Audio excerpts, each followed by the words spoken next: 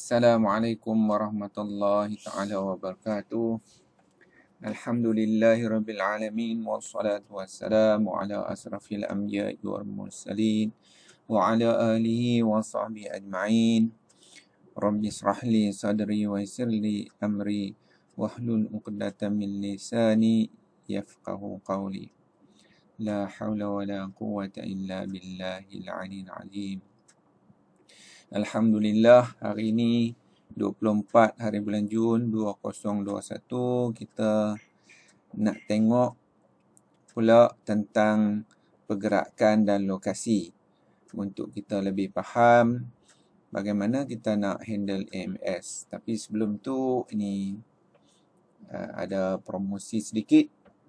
Chambers of Hakimi dan Hazwani, di mana tuan-tuan kalau nak perlukan lawyer boleh menghubungi saya ataupun Hakimi, anak saya. Hari ini kita akan belajar tentang bagaimana kita nak membuat pergerakan terhadap lokasi aset yang kita telah daftarkan di dalam AMS. Seperti tuan-tuan dan puan-puan faham, kita nak daftarkan ni, kita melalui pendaftaran, iaitu kita boleh menggunakan QPOA 2 ataupun QPOA 3 tu, ataupun kita boleh terus daripada senarai daftar PDJ ni ataupun senarai daftar bersih ni, kita boleh tambah. Tambah ni bermaksud tambah sama ada inventory ataupun harta modal. Boleh pilih mana satu saja. Itu secara manual lah.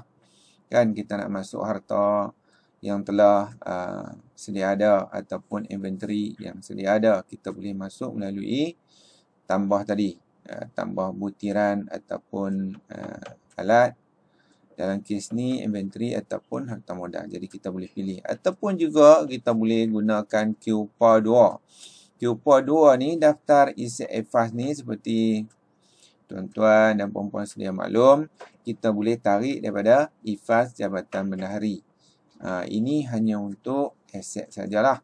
Jadi kita boleh browse, pilih jabatan kita. Dalam kes ni Pawam kan. Lepas tu tahun, katalah 2021. Kita tengok 2021, cari. Ada tak ada. Kes ni kita cari dulu. Sedang mencari. Saya rasa tak ada 2021 awam. Jadi carian ni dibuat di server EFAS Jabatan Bendahari, bukan AMS. Di server EFAS Jabatan Bendahari. Mungkin masalah. Jadi kita cari tak jumpa. Jadi server di EFAS tak responding, jadi kita tinggalkan yang tu lah. Tapi kes dia macam tu lah. Kan? Kita boleh klik sini, kemudian kita boleh daftar. Itu cara yang kedua. Cara yang ketiga, QPOA 3. Juga boleh kita daftar inventory sedia ada macam tadi lah. Kan? Masuk sini, kemudian daftarkan, kemudian hantar. Selepas hantar tu, semua yang kita masukkan itu, dia akan berada di QPOA 6 tiada lokasi. Jadi tuan-tuan, puan-puan boleh browse lah. Sini kalau nak tengok semua, show semua. Ada yang mana kita register dan kita belum pindahkan lagi kepada lokasi-lokasi yang terlibat lah. Kan? Jadi dia berada di sini. Jadi untuk nak membuat pergerakan aset ni, kita kena masuk melalui QPOA 6 ni, tiada lokasi, kemudian kita cari aset tu. Kita cari aset tu untuk kita buat pergerakan. Dalam kes ni contoh meja banquet. Contoh kita dah register meja banquet, kemudian kita masukkan dalam, katalah bilik saya meja banquet ni. Kan? Jadi kita boleh search lah. Mungkin meja ataupun banquet. Kalau naik yang macam tu, kita masukkan. Katalah dalam kes ni 2. 2. contohlah, meja banquet ni saya akan masukkan dalam bilik saya. Kan? 7972, ID dia 8278. Ini ID jabatan lah. Okey, dimasukkan 2 ke dalam bilik saya. Jadi saya akan daftar pergerakan. Seperti biasalah, kita akan menggunakan pergerakan. Nanti saya akan cerita tentang pinjaman. Okey, pergerakan kampus, kejuruteraan awam. Okey, bilik saya 0.55. Okey, Zulkifli Hashim. Okey, lepas tu kita akan daftar. Okey, once kita daftar saja, secara automatik kan, di Q4 7 ni akan masuk ke dalam bilik saya. Jadi dia akan tambah lagi 2 Q4 7 ni ke dalam bilik saya. Dan dalam yang sama, daftar bersih pun masuk. Okay, tadi daftar PTJ, sekarang daftar bersih pun masuk. Sebab kita dah hantar ke dalam lokasi. Dan begitu juga Q4, Q5 jika ada inventory 5, 4 aset. Dalam kes tadi meja adalah Q5, Q4 tak ada. Begitu juga dalam kita nak buat pemeriksaan. Dalam pemeriksaan Q11 tadi dah ada. Bila kita hantar saja Q11 ni, sebab inventory tadi 2 akan ada. Sebelah ni 10 tak ada lah, sebelah ada. Jadi dia dah masuk dalam bilik saya. Kalau saya nak cari, okey, saya pergi sini bilik 0.55. 0.55 sepatutnya dah ada. 23 ni kan. Dalam ni senarai yang baru kita masukkan tu ada. Mesti ada dalam ni. Contoh dalam ni, ni yang 2 masuk, dah tambah 2. Kan? Daripada 21 jadi 23. Sebab dia masuk 2. Jika kita tak mau pula masuk dalam ni, masuk dalam ni,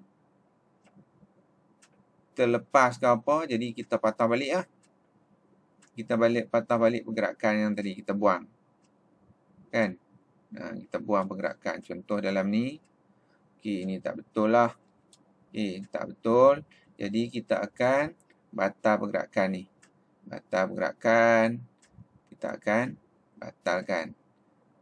Kan? Kita akan batalkan. Jadi dah satu dah batal lah. Jadi satu lagi kita boleh batalkan sama. Okey, pergi ke buat 7. Kasih jabatan. Cari lokasi tadi, bilik saya 0.55.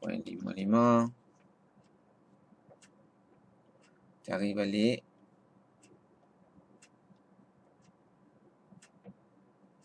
Meja tadi. Mana ada meja dia tadi ya? Kita show semua. Okey, meja tadi, meja banquet ni kan, kita tak mau juga. Kita tak mau ni. Tapi kalau kita nak daftar pergerakan di tempat lain, kita boleh klik di sini lah. Katalah ada silap, kita daftar pergerakan balik. Boleh juga. Kalau kita nak masuk Q6 balik, kita akan pergi kepada daftar pergerakan ni. Q6 ni kan. Daftar pergerakan dia di mana? Kita akan batal pergerakan. Jadi bila batal pergerakan, kita masuk Q6. Tiada lokasi ni. Meja banquet ni dah masuk balik. Nampak? 2 ni dah masuk balik ke dalam Q6. Kan? Yang tiada lokasi. Begitulah cara kita nak, bagaimana kita nak daftar pergerakan. Kan? Okey. Contohnya kita dah masuk dah semua. Selepas daftar pergerakan tu, kita boleh Q7 macam saya tadi. Cari lokasi. Dan kita akan ambil bilik saya. Okey. Dapat. Dan kita akan print. Okey. Okey, print Q4 7. Kemudian kita lekatkan di lokasi. Itu bagaimana kita buat pergerakan. Dalam kes yang kedua,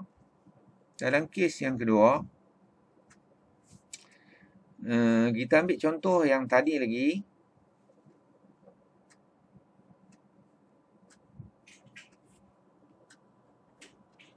Okey, ini adalah Q4 7. Jadi kita boleh print dan kita boleh cetak.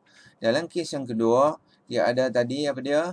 Tuan-tuan dan puan-puan, yang tiada lokasi pinjaman. Okey. Untuk katalah banquet ni juga, saya pilih sini untuk buat pergerakan.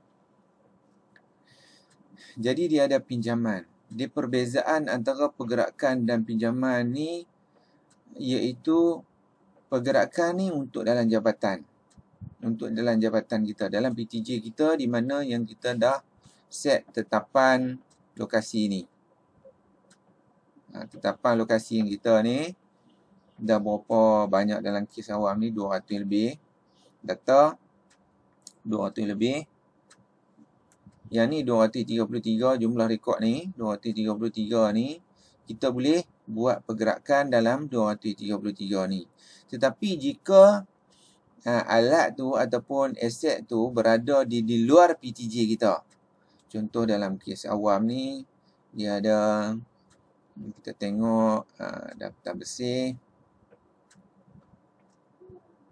Dalam kes awam, kita ada cari lokasi aset yang dipinjamkan ni. Dia ada di induk, di Pusat Pengajian Sains Matematik Komputer di Induk, ada di Aero Angkasa, ada di Redact dan juga ada di Redact sini. Ada Redact, ada Aero Angkasa dan juga ada di Matematik. Okey, jadi alat yang ada di sini ni kita tak set tetapan lokasi. Tetapi yang set ni adalah pegawai aset di PTJ tu. Contoh dalam kes ni, Muhammad Zulkhairi Mat Saad ni adalah di Aero. Yang set ni adalah Cik Najib kita. Kan? Daripada Aero, Cik Najib yang akan set dalam AMS dia. Okay, aras bawah 0.24, makmak aerodinamik 2. Dia akan set. Jadi kita gunakan set dia ni. Okay, kita pergi kepada cara contoh lah. Contoh satu dia, kita pergi ke puan 6. Tiada lokasi.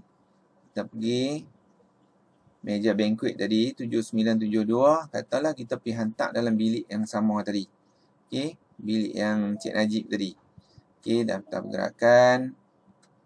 Bila kita buat daftar pergerakan, kita kena catatkan pinjaman. Bukan pergerakan, pinjaman. Kalau pergerakan pun boleh juga dia akan jalan. Tapi nanti bila kita nak buat pemeriksaan dan sebagainya, dia tak timbul. Jadi kita kena, untuk yang di luar PTJ kita kena gunakan dia sebagai mod pinjaman. Itu yang didesain dalam AMS ni. Jadi kampus kejuruteraan, kita pergi nama Aero Angkasa. Aero Angkasa. Kemudian pilih lokasi Dynamic 2. Kan, Zulkhairi Mat Saad, Aerodynamic 2. Jadi kita masuk meja tu kepada makmal Aerodynamic 2 di Pusat Pengajian Kejuruteraan Aero Angkasa. Okey, boleh. Kemudian kita daftarkan. Jadi satu meja dan satu yang tadi wind tunnel ada di bilik Aero Angkasa. Kalau kita browse cari lokasi ni, tak akan jumpa lah. Sebab dia tak ada dalam ni. Jadi kita kena pergi Q4 7 dipinjamkan. Q4 7 dipinjamkan. Jadi kita boleh dapatlah senarai alat yang kita telah, alat kita yang berada di PTJ luar. Tapi alat kita, okay, kita letak di sana sebagai pinjaman kepada mereka. Jadi mereka akan gunalah, tapi aset awam. Okay, dalam kes ni kita ambil tadi adalah meja banquet ni. Di mana? Di sini. Jadi kita boleh tahulah semasa kita buat pemeriksaan nanti, untuk aset dan inventory ni, semasa pemeriksaan, kita pergi QPOS 11. Jadi kita akan tengok lokasi yang dipinjamkan. Nampak? Lokasi aset dipinjamkan, kita akan pergi kepada arrow angkasa. Nampak? Kan kita akan jana laporan untuk inventory lah sebab dia meja tadi kan. Untuk meja banquet. Jadi kita akan buat pemeriksaan alat kita di PTJ yang lain. Itulah tuan-tuan dan puan-puan perbezaan antara kita buat pergerakan. Tengok ini, pergerakan dipinjamkan, daftar pergerakan tengok. Dipinjamkan, pinjaman ataupun pergerakan dalam jabatan. Jadi kita kena pisahkan. Alat kita di PTJ kita buat pergerakan. Alat PTJ kita contohnya di PPKT banyak kan. Server dia disimpan di EE ataupun switch dia di awam, di bahan kan, PC dan sebagainya. PPKT kena buat pinjaman jika di luar daripada PTJ mereka. Okey. Kalau di PPKT buat pergerakan, tetapi jika alat PPKT dia ada di awam, dia buat pinjaman dan dimasukkan awam. Yang ni kita kena organize elok-elok lah. Dia punya pegawai aset di PTJ tu dia kena dah set. Macam di awam, kebanyakan switch ada bilik server. Jadi awam akan create lokasi bilik server tu untuk PPKT masukkan. PPKT tak boleh buat set yang tu. Jadi pegawai aset di PTJ tu yang akan setkan untuk PPKT. Saya rasa itu saja ilmu kita pada pagi ini. InsyaAllah jika ada tuan-tuan ada masalah, ada sangkut di mana kesulitan dan sebagainya, boleh call saya untuk kita sama-sama atasi masalah yang kita hadapi dalam AMS ni. Sekian saja. Assalamualaikum warahmatullahi taala wabarakatuh. Terima kasih tuan-tuan dan puan-puan.